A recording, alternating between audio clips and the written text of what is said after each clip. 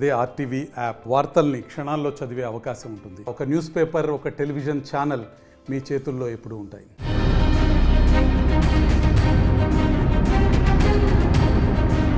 కోల్కతాలో జూనియర్ డాక్టర్పై హత్యాచార ఘటన దేశమంతా సంచలనం సృష్టించింది. ఈ నేపథ్యంలో సంజయ్ రాయ్ బాధితురాలిపై హత్యాచారానికి పాల్పడే ముందు కోల్కతాలో 2 వ్యభిచార గృహాలకు వెళ్లినట్లు కోల్కతా పోలీసుల వర్గాలు అయితే తెలిపాయి. ఇంకా ఘటన జరిగిన ఆగస్ట్ 8న రాత్రి సమయంలో అప్పటికే మద్యం తాగిన రాయ్ ఆసుపత్రికి చెందిన మరొక సివిక్ వాలంటీర్తో కలిసి కోల్కతాలోని రెడ్ లైట్ ఏరియాకు వెళ్లాడని, వీళ్ళిద్దరూ కలిసి ఒక బైక్ రెంట్కి తీసుకుని ఆ తర్వాత సోనాగచ్చికి అర్ధరాత్రి టైంలో వెళ్లారు. అక్కడ రాయ్ వ్యభిచార గృహం బయట నిలబడగా అతడి మిత్రుడు లోపలికి వెళ్లి వచ్చాడు. ఆ తర్వాత రాత్రి 2 గంటల సమయంలో దక్షిణ కోల్కతాలోని మరొక వ్యభిచార గృహానికి వెళ్లారు. అదే సమయంలో రోడ్డుపై వెళ్తున్న ఒక మహిళను సంజయ్ రాయ్ వేధింపులకు పాల్పడ్డాడు. మద్యం మత్తులో ఉన్న అతడు ఆమె నగ్న చిత్రాలు కావాలంటూ వేధించాడు.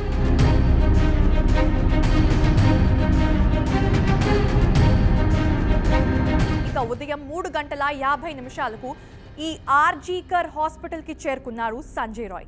వెంటనే లోపలికి వెళ్లి ఆపరేషన్ థియేటర్ డోర్ ని పగలగొట్టాడు.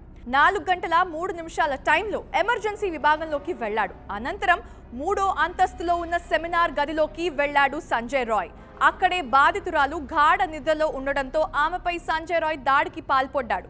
ఇంకా కోల్కతా పోలీసులైతే ఇదే పేర్కొన్నారు.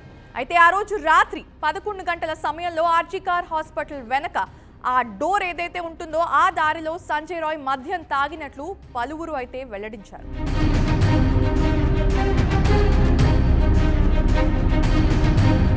ఆ సమయంలోనే పాన్ వీడియోస్ కూడా చూసినట్లు చెప్పుకొచ్చారు.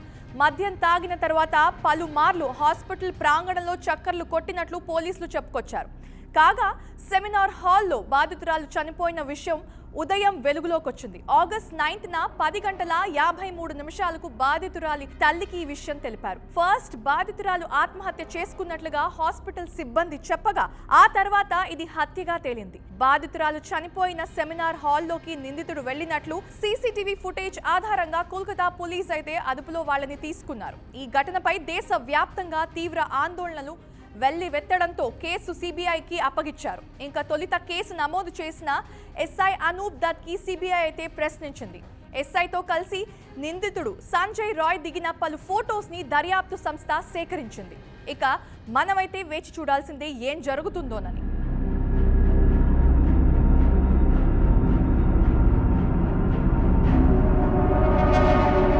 మరిన్ని వీడియోస్ కోసం ఛానల్ ని సబ్స్క్రైబ్ చేయండి. లేటెస్ట్ అప్డేట్స్ కోసం వాట్సాప్ ఛానల్ ని ఫాలో చేయండి. అండ్ లింక్ డిస్క్రిప్షన్ లో ఉంది.